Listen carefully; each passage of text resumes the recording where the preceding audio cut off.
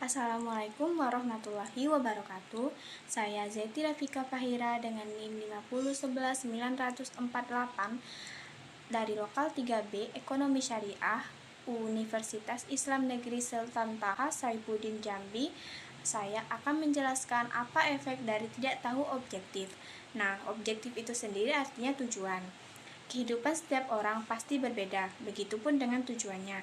Tetapi, jika kita hidup tanpa adanya tujuan, itu yang dinamakan sia-sia. Ibaratnya kita terus berjalan tapi menuju jurang. Jadi, untuk apa diteruskan bila hanya membuat hidup hancur?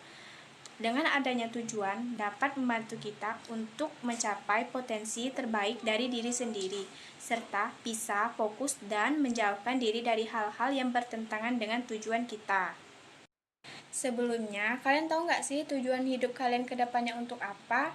Nah, sekarang aku mau ngasih tahu apa efek dari kita tidak tahu tujuan. Yang pertama, kita akan menjadi orang yang pesimis. Karena tujuan hidup saja kita tidak punya, bagaimana kita bisa menjadi pribadi yang optimis?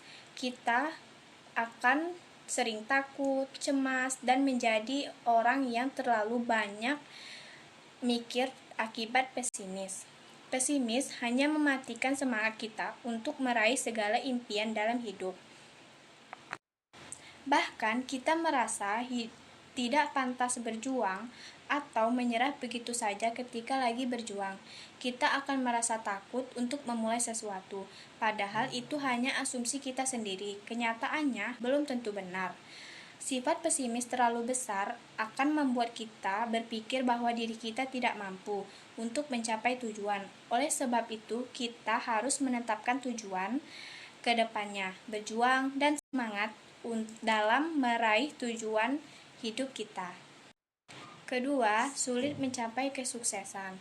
Kita merasa kesulitan mencapai kesuksesan hingga merasa hidup seakan-akan berjalan di tempat, bingung ke depannya akan kemana dan tidak tahu akan melakukan apa. Oleh karena itu, susunlah tujuan kita, dengan begitu akan terasa lebih mudah mencapai kesuksesan. 3. Menjadi orang yang menyalahkan keadaan. Ada masanya kita merasakan keadaan tidak sesuai dengan yang kita harapkan. Ketika kita tidak tahu tujuan, kita langsung menyerah lalu melupakan apa yang menjadi tujuan awal kita. Keempat, emosi yang sulit dikendalikan. Orang yang tidak tahu tujuan hidup pasti sulit mengendalikan emosi. Ketika kita memiliki sifat itu, maka hidup kita begitu-begitu saja. Karena sifat seperti itu sangat sulit menerima kritikan atau masukan dari orang lain. Bahkan akan banyak mendapat penolakan dan dikucilkan di lingkungannya sendiri. Kelima, rentan terkena stres. Bukan disebabkan orang lain, tetapi diri kita sendiri.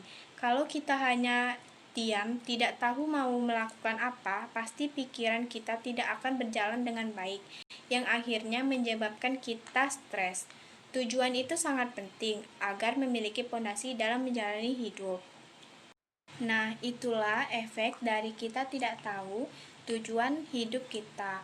Nah, mulai sekarang, kalian harus menentukan tujuan kalian ke depannya agar waktu yang kita gunakan tidak terbuang sia-sia.